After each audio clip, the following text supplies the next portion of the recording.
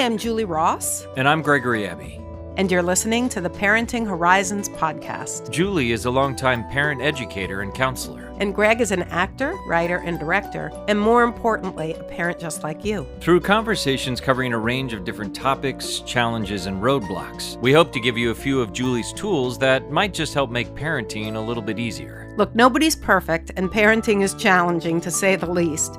With a few skills under our belts, though, we might just be able to be good enough parents and enjoy the journey and our children a little bit more in the process. What follows now is a continuation of a conversation Julie and I started in episode 1 about parenting during a pandemic.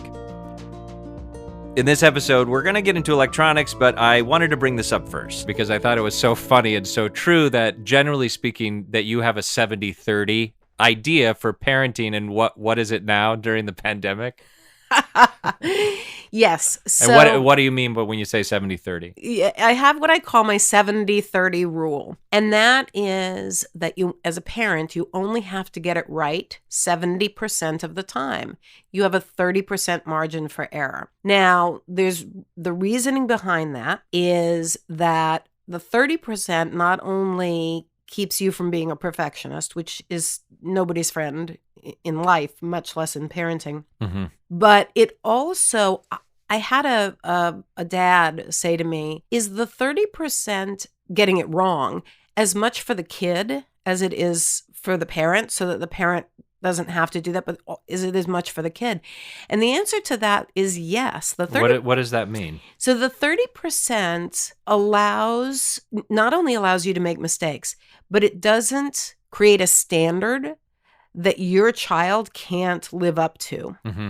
So if you as a parent have some screw-ups as well. Yeah, right. Exactly. The kid comes to realize that that's normal and that they can always do what I call circling back. People can circle back, admit a mistake, talk about a mistake, and figure out a different way to do things. Mm-hmm. So that 30% is for both or for all people in the relationship. So I've always had this 70-30 rule. It may have originally been 80-20, but I, figured 70-30 was better. Mm-hmm. So you only have to get a C- in parenting, Greg. Right. And you're still going to be fine. Your kids will be fine. Everything's going to be fine. So somebody asked me, if that rule still applied during the pandemic. 70-30, okay. The 70-30 rule. What's your rule? And I said, I've changed it. It's 50-50. And just keep them alive. That's what I remember. I think you were like, just keep them alive. Just keep them alive, especially at the beginning and even now when it's so crazy. And I think that speaks to reminding myself and parents to also give yourself a break, that we're all doing the best we can under these sort of extraordinary circumstances. Yeah, it's so important. And, and parents will say to me, they've been keeping it together, and then they just lost it. And this past 2 weeks, I think that I've heard a lot more about, parents losing it, and I think it's because we're going into a third wave. We're looking at a cold long winter where being outdoors, unless you're in certain parts of the country, is not going to be appropriate or doable. So I am seeing parents losing it a little bit more, and forgive yourself. Chalk it up to the 30% or the 50% that you're allowed during this period of time. That doesn't mean ignore it. That doesn't mean don't atone for it. Right. Don't. You said circle back. And it made me think when we were talking about in the first episode, leading with empathy, and ideally you're coming to these situations and leading with empathy, and making sure hopefully that the kid is heard. And what about in the moments where you can't do that? What if things are getting out of hand, which they often do, and suddenly you're both yelling at each other? That's a circle back. I mean, I guess it's healthy probably to take a break, right? Because we've all been in those arguments, whether it's with our spouse or a friend or a coworker or whatever, that get out of hand. Suddenly you're just slinging arrows trying to hurt each other. You step away. What do you do? Yeah, you definitely step away. I have a pause button that I ask parents to use called Zippy the Lippy. So that just means don't say or do anything in that moment until you have a chance to think about it. And sometimes that means physically walking away. Mm-hmm. I had a dad say that what he does, this was years ago, but what he does when he finds himself really upset, at his kids, that he goes and takes a shower. And I said, well, that's great. Whatever works. But what happens if you're not where there's a shower? How do you do that? And he said, I take a mental shower. And I thought, that's good. If you walk yourself through the steps of that, of taking a mental shower, what would it look like? You go, you get the shampoo, and you take this mental shower, and the length of time that it would take you to do that is about the amount of time that you need for your feelings to come back down. Another thing that I tell parents to do is drink 5 glasses of water. Wow. That's a lot of water. Yeah. But it's not as much as you need during a day. Sure. And so it has a health benefit to it. But it also keeps your mouth and your hands busy. Right. For long enough. When things get out of hand. When things are out of hand for long enough where you can calm down and your kid can calm down and you can think it through. And can you talk about, like, let's say it's gone awry and you're going to come back. Will you just repeat it? Because I think it's so important. You mentioned this in the first episode, this idea that it's redemptive to come back. And what was the quote? Yeah. So in the thing that's redemptive is listening. That when people are listened to, there's an alternating current between them. The process of listening recreates both the speaker and the listener. And that's why once you've calmed down, you're not going to be able to listen if you're upset. There's just no way, because you're going to be thinking of what you want to say and making your point. But if you come back and then use a strategy, and there's 3 specific strategies in listening, with heart. One is saying, tell me more. Just tell me more. This was very fragile. This felt very angry. Tell me more. I'm just going to listen, right? That's one way you've come back to the child to sort of revisit this, whatever the event is. Yeah, that you've circled conflict. Back. Another way to do the same thing, this same listening, is to look at and pay attention to what your child's body language is. Because if we break communication down into 3 components, if we break it down into body language, which includes facial expression, tone of voice, and words, we come out with percentages about how important each of those things are in what we are communicating to another person. Body language is 55% of how we communicate. Tone of voice is 38% of how we communicate. And words are 7%. So when I hear a parent say, well, my kid doesn't communicate with me, they have body language. Right. 55% at least is communicating with you. So what the listening process looks like with those facts in mind is that you can go back and acknowledge how your child is feeling or how they felt. Boy, this was we were both a little out of control there, or I can see you're still angry. I can see you're still, feeling upset. Tell me more. So that validation is part of the listening process. And then the third way is very simplistic and sounds probably at first blush kind of crazy. But if you repeat back what another person just said, sure, they feel listened to. So your kid is like, I can't believe such and such happened. You can't believe such and such happened. And parents will say, oh, they're going to catch on to that. They don't. Remarkably so, because it feels so good to know that someone else heard what you just said. So it is this process of circling back, waiting enough time for the feelings to come back down, for everybody to be in a much more thoughtful, clear-headed kind of zone, and then go back and approach with empathy. Figure out what's going on for them, and then you have the opportunity. You can have the opportunity to say, well, I felt disregarded, or I felt that you don't have to give attacked. up your side of it. It's just about Right. making sure both people get a chance to sort of express what they want to express. Right, and letting the other person go first.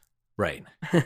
Let's talk about electronics. Okay. So obviously it's been a big part of this pandemic with the Netflix and the phones and the computers. Part of it's denial, which is healthy. As you've said, there's got to be some of that. I know that's something we've struggled with our own kids, like how to put some boundaries on it. So do you have any general rules? What have you been are you hearing that a lot by parents? Like, I'm worried that there's too much. Video games is a big one. You know, I don't have a young son anymore, so but that was a big part. I heard a lot of parents talk about their kids playing hours and hours and hours of video games. Now there's also a part of that where sounds like there's a huge social component to that, right? So have you had any general rules?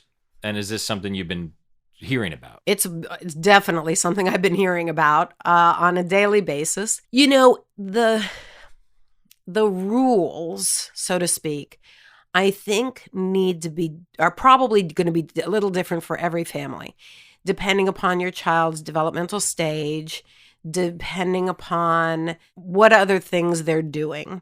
So what I really recommend to parents to kind of suss out what's okay and what's not okay is to create a kind of a pie chart.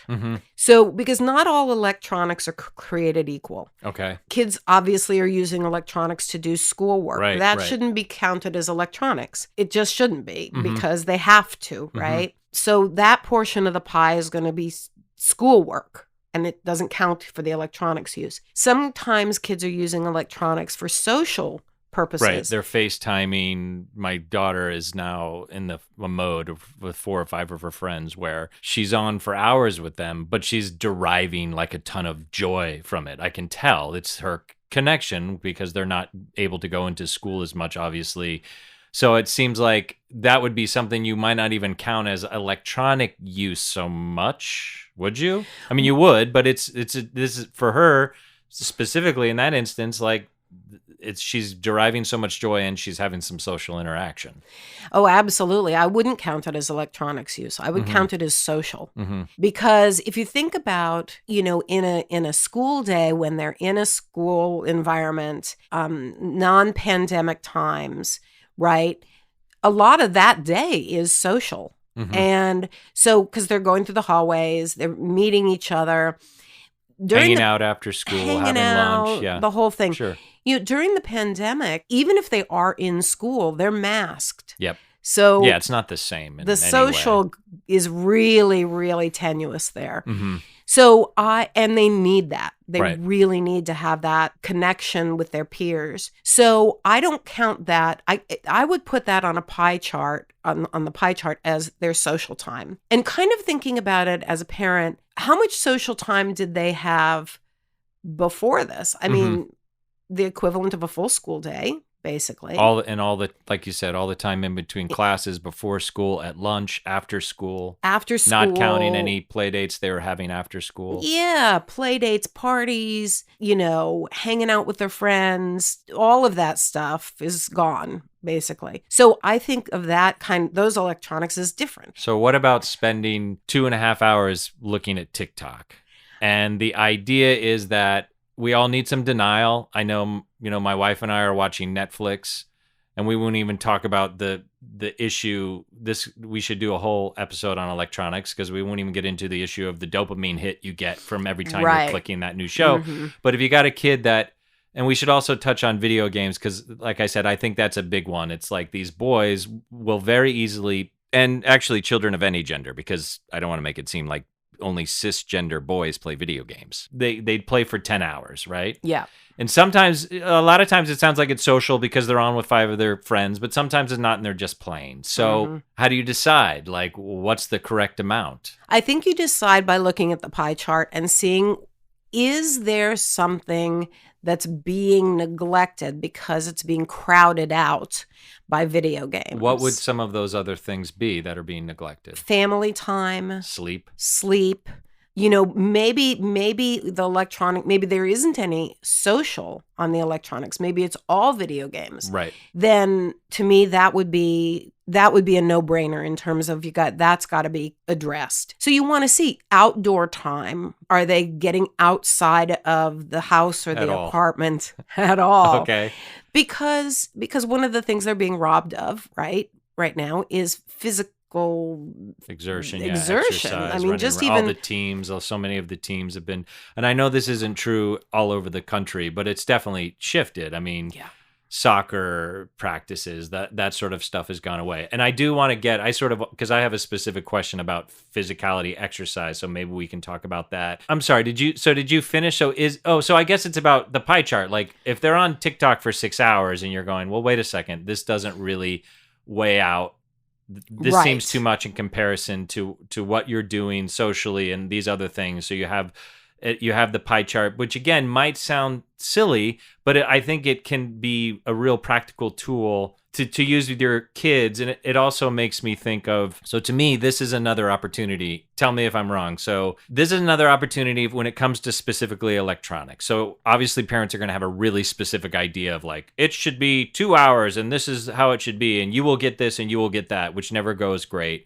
I've heard you say this a million times, specifically to this and in the group, that this is another opportunity to bring them into the conversation. Right, exactly. About electronics, right? I mean, would you say, like you said this earlier, like what do you think it should be? Is that something you could do? Oh yeah. I mean, again, kids are more likely to live by the rules that they help make up. And that's true of all of us. Mm-hmm. Right? We're more likely to live by the rules if we feel like we've had a contribution in creating those rules. So I feel like with kids, if you can get a conversation going and say, look, I feel concerned about this because this is 6 hours. I'm not saying you should cut it down to no time, but I need to know what your plan is to include some outdoor time, some family time, whatever the things that are getting pushed to the side. And part of it, Greg, could be even that they are spending their time in school, but not, maybe their grades are going down, or they're not being attentive to it, or they're sleeping through a class or whatever. And those to me would also be red flags that the screen time or the video gaming or whatever it is overtaking part of the pie chart that should be devoted to school. And is the idea, it doesn't sound like this, but the idea isn't that you somehow lose your agency as a parent just because you're bringing them into the conversation. So you can say like, this is going to change, but right. So you're still, because I wonder if parents are like, well, no, I have to say what it is. You don't lose your, it's okay to draw a bottom line. Like, listen, this is an issue. I feel like this is an issue. It definitely has to shift. It can't go on this way. How do you think? Is that right? Yeah. Yeah. I mean, I think the big concern, interestingly enough, with pulling a kid into a conversation is a similar concern that parents have when they express empathy or validate a child's feelings. In that, parents are afraid that they're condoning whatever the behavior is, whether they're being empathetic and saying, I hear that you're angry that I wouldn't let you have an ice cream cone, right? They feel like that's condoning and saying somehow to the child, I'm going to let you have an ice cream cone. Same thing with the electronics. I feel, I want your input on this.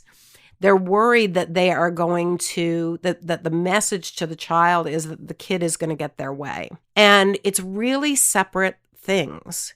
We're really talking about allowing expression of ideas, feelings, values, and still holding strong to our own ideas, feelings, and values, and our own role as the parent or the leader in the family. Because at the end of the day, as parents, we can shut it all down if we need to, right? I mean, we can. I don't recommend it with tweens and teens, but at the end of the day, we still control the wireless and we still control the devices and we still, can remove them.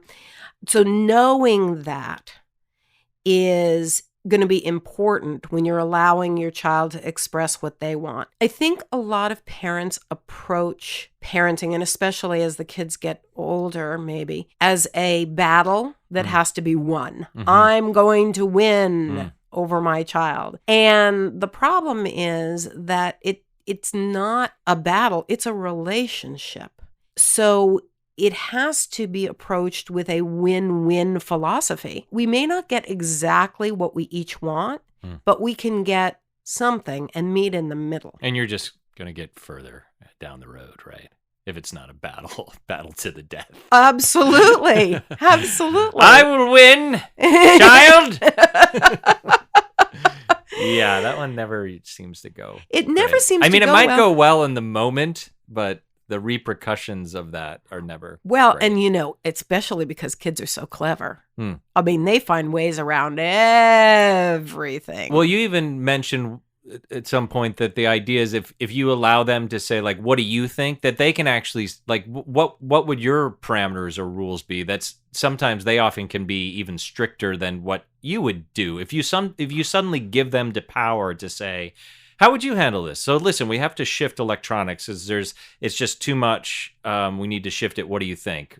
Right? Oh, yeah, absolutely. I mean, just, they need to feel like they've been heard in that situation. I'm reminded of a story from a long time ago when I first started doing this. And there was a boy who wanted to get his ear pierced. And he was in a very strict family. And they said, absolutely not. This was at about age 14 or so. I want to get my ears pierced. No, absolutely not.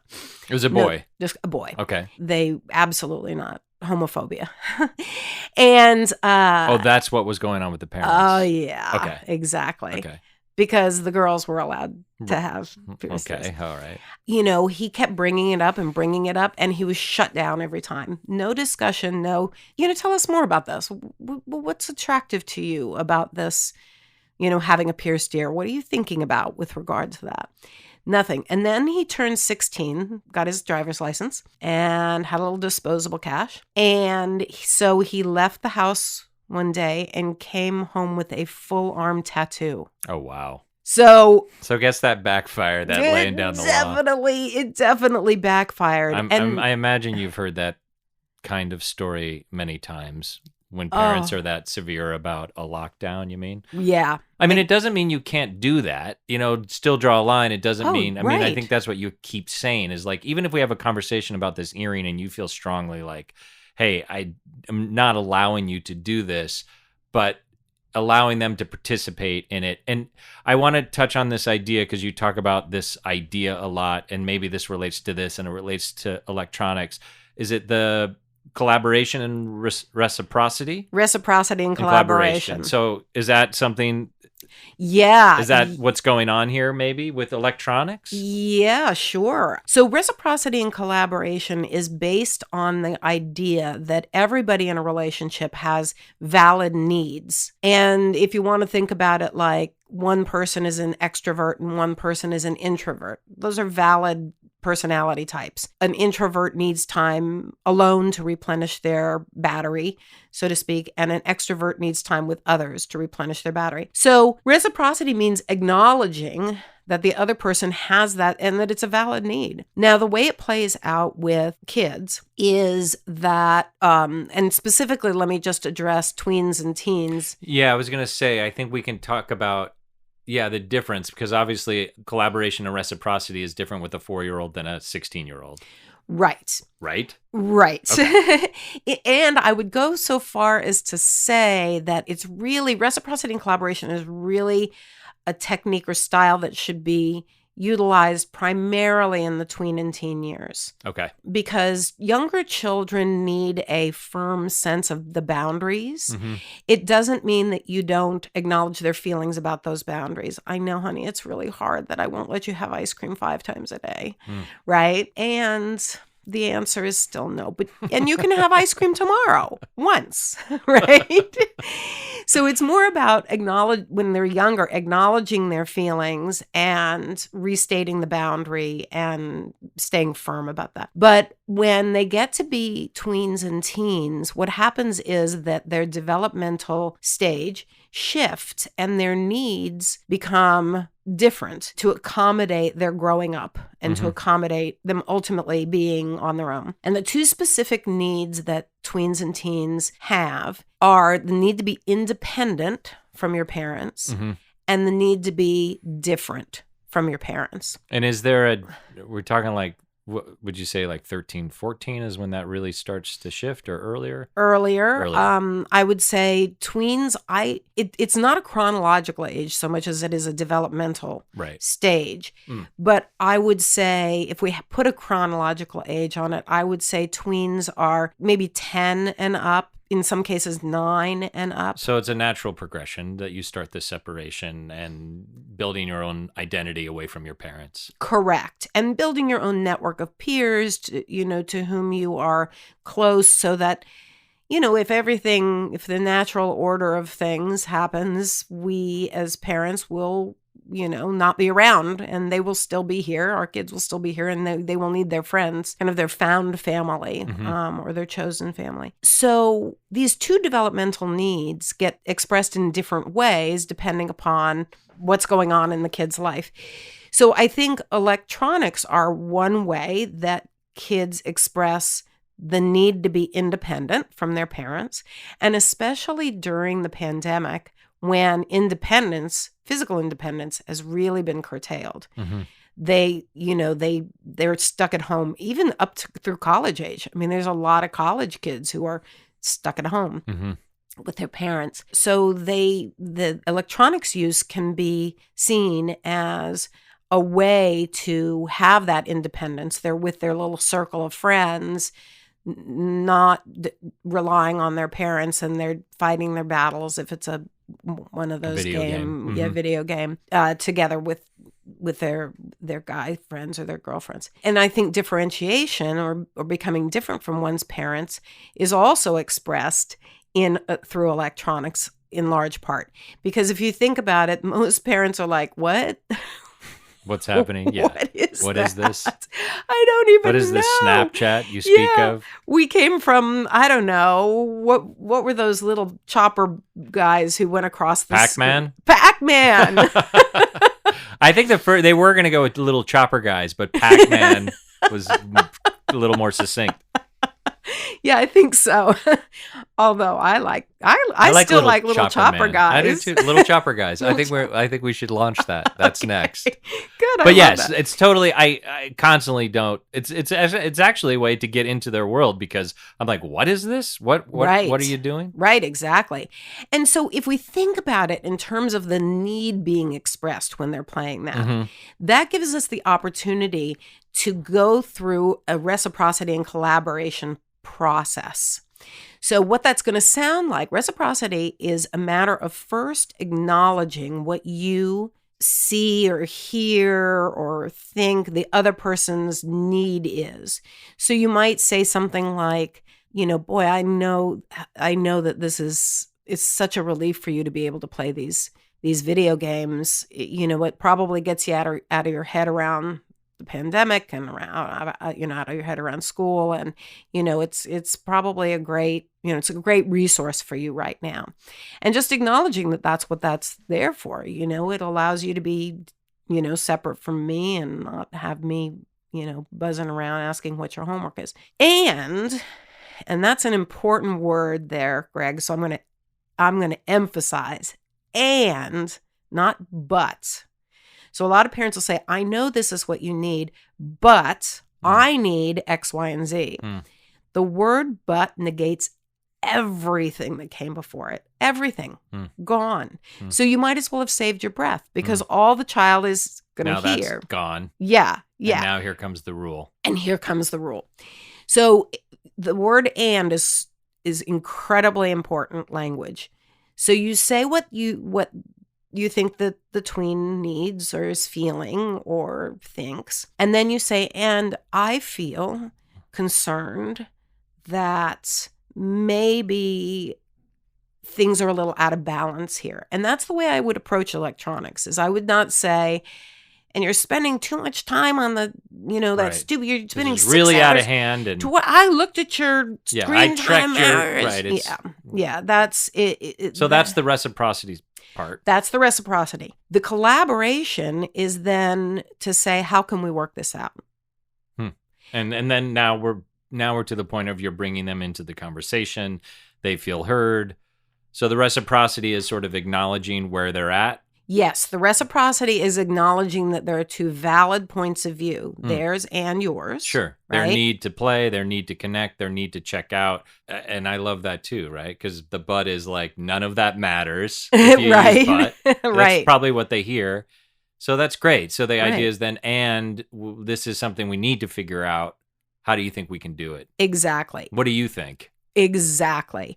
And parents should be forewarned is forearmed, that the child, the tween or teen, is quick on their feet, is a fully thinking human being most of the time, especially when it comes to their needs.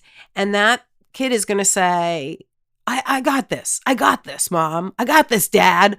This is under control. And parents often are then, well, that didn't work. How good is that, Julie Ross? Thanks so much for that. This podcast is terrible. Exactly. That wasn't a tip. So that seems sort of normal that you're going to get that.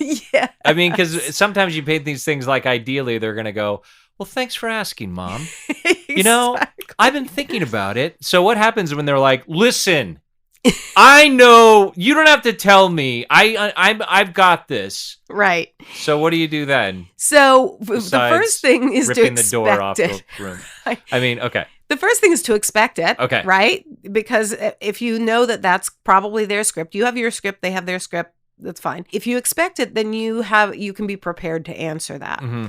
So what I would do in that situation is I would say, look, I really do want to engage in a dialogue with you. Ultimately, I can make a decision. Right. Like I don't want to go. just draw a line and say this is what it is, but you have to meet me halfway. Like we have to have a conversation about it. Right. Exactly. And, we can take a few days to think about it. I know that, you may be feeling a little defensive. Well, and that's the circle back, right? If they're really out of hand, if they're super defensive, if you can't get them down, it's, I see. Maybe we should just. Why don't you think about it, and I'll come back maybe tomorrow. We can revisit this. Yeah. Is that something you might do? Oh yeah, absolutely. If they're impenetrable in the moment. Oh, absolutely. And then what if they continue to be impenetrable? What if this idealized thing, which I think can often happen, and maybe will happen more if you can sort of institute it as a practice. And again, I just want to say, I don't always do that. I definitely don't do that. I'm glad we're doing, part of why I wanted to do this is it's a reminder for me as well. So let's say it didn't go great, super defensive, come back, revisit it. They're still like, I don't want to talk about this. I like my electronics and I need this. But you've got to get there. I mean, what happens if they're truculent about it and you can't get them to collaborate? Do you finally say like, listen, I've given you the opportunity. You haven't taken it. This is the rule now because you've left me no choice. Yes, that's exactly what you do.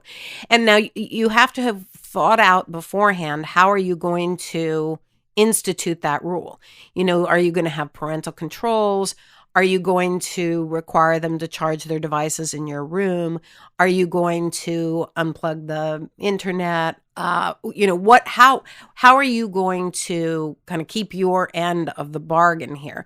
Because if you get to that point, and it's possible, it's not only possible, it's probably likely, because kids they're not going to necessarily begin to see their parents in a different light if parents start behaving differently, behaving in this way rather than it's my way or the highway, they'll kind You mean of it's going to be a shift. If this is a new technique you're coming with or new ideas, it might take a little time for them to get on board with what's happening. Sure, because they're going to be suspicious. I mean, why wouldn't they think, oh, this is just a new tactic to get, for dad to get his way here, right? So it takes time. I mean, parents need to look at this process as planting seeds, not as a full-blown solution in a nanosecond. It sounds like this is just another opportunity for planning, right? Yeah. We've talked about it a lot. So again, like maybe you're thinking to yourself, oh, I'm going to sit down and write. But yeah, I mean, you might have to, or at least really have a concrete. You've talked about this too. Like it's important to have a script. So you come to this, you've had 2 opportunities to do this. It has not gone well. And so maybe it's now like, okay, this is the way it's going to be. You're saying you're coming with 3 concrete ideas of how you're going to do this. But like with any good, I mean, this is a good actor too. You're going to memorize that script, but ideally in the moment when you're on stage or on the film set, you're in touch with that other actor. You're in touch with the child. You're in tuned, I think is the better word. Right. So the idea is like you have your script, you come with that script, but you need to be in tune to what's happening in the moment. Right. Exactly. And it takes practice. I'm not saying, oh, this is a magic wand that you're going to be able to wave. Mm-hmm. It's like going to the gym and lifting weights. You're not going to go into the gym and lift 500 pounds. You're going to go into the gym and lift 3. Mm-hmm. And over time, you develop this.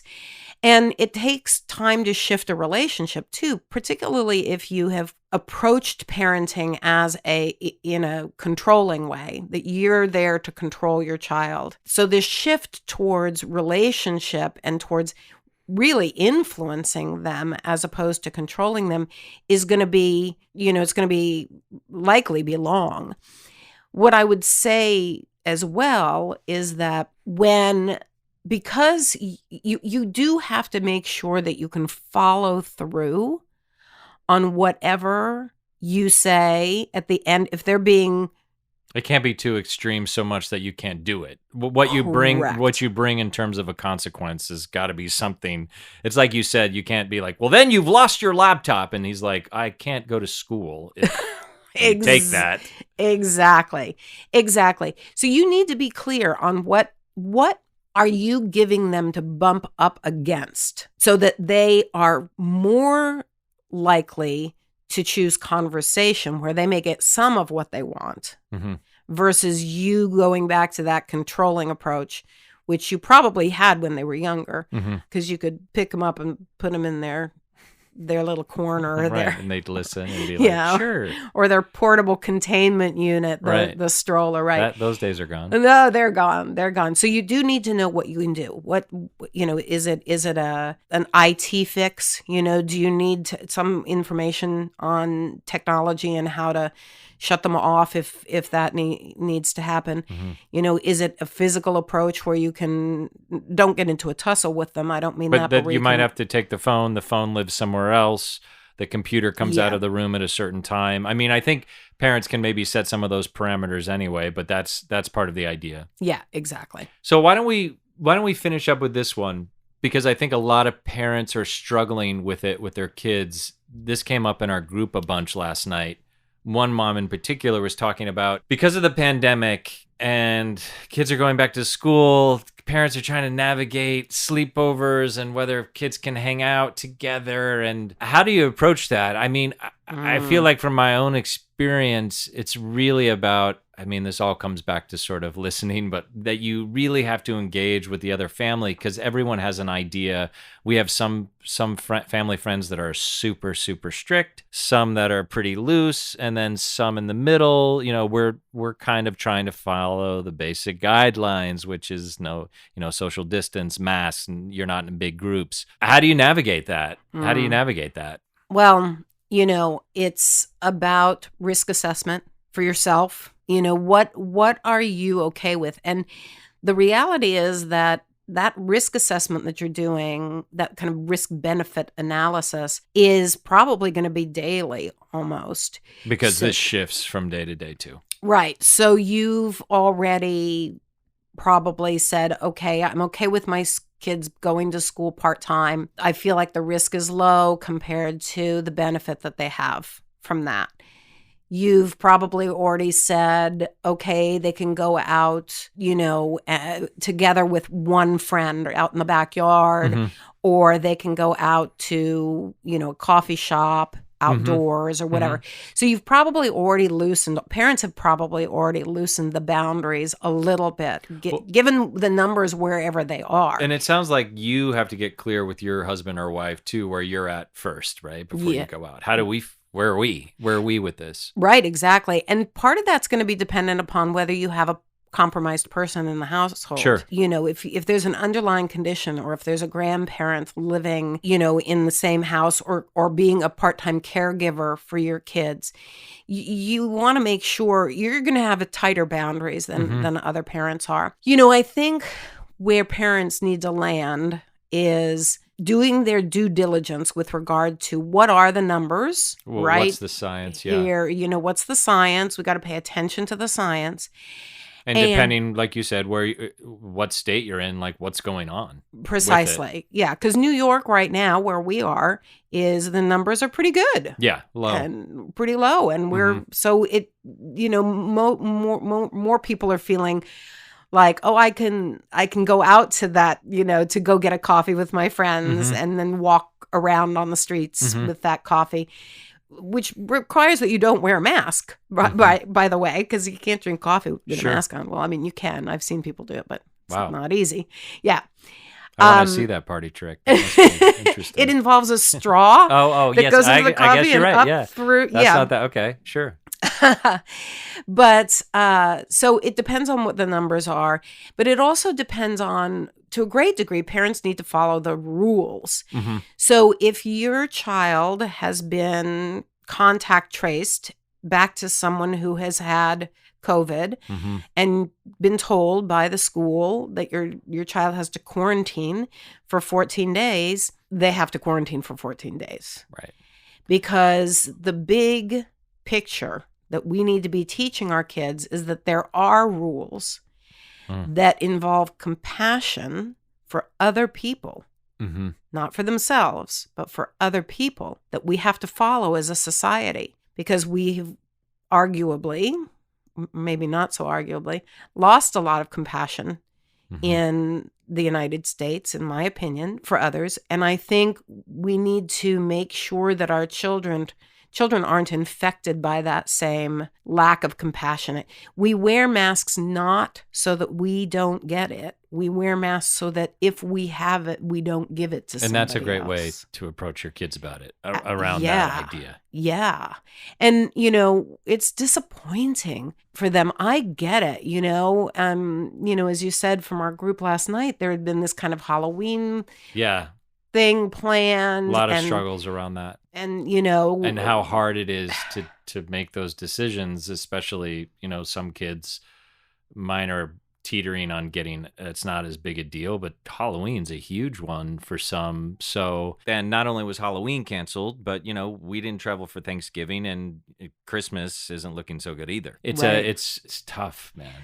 I know. It's tough, but you have to sort of. But we feel bad for them as parents. I mean, it just breaks our heart. Well, especially in a long string of defeats. I mean, yes, that's the other thing, is that, I think one of the moms or dads was saying last night that it wouldn't be so bad if this was singular, but this is coming off a string of, camp was canceled, you can't see your friends, soccer's out, blah, blah, blah, all of these things. So it's even harder. So you have to be careful. And I think, to kind of circle back to what's been the thread through this podcast is, leading with empathy, you would say, right? Absolutely. To acknowledge, like, I know this is crazy, it's really difficult, but it's not safe for you to go because of A, B, or C. Yeah, no question.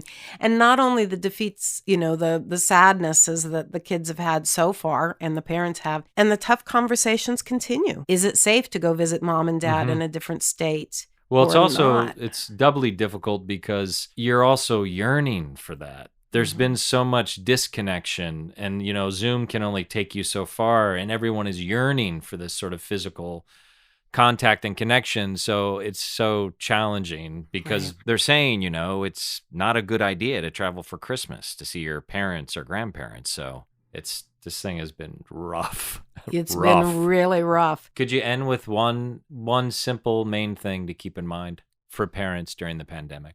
What we started with, empathy, compassion and empathy, and really getting that your kids are they're suffering through this grief process, and it's very, very tough on them, and it's going to be tough on you too as a parent, because you're watching them suffer or miss out on the firsts or miss out on the traditions or the rituals. If you can approach them with I love you and this is hard, would a hug help, right? That's the safety of the family, or the safety of your found family, or your friends, or wherever your emotional safe space is the thing that will ultimately get everybody through this, feeling safe. And whether or not your family is dispersed throughout the country, or whether it's, everybody's holed up together in a house, but understanding that it's okay to have feelings about this. We may not like the feelings, and it's okay. And everybody has the right to express those feelings. Thanks for listening to the Parenting Horizons podcast. If you enjoyed today's episode, please share with your family and friends. And if you'd like to hear more about Julie's work, join one of her parenting groups, or see about individual counseling, please visit parentinghorizons.com. Or you can email Julie at julie.ross@parentinghorizons.com. See you next time.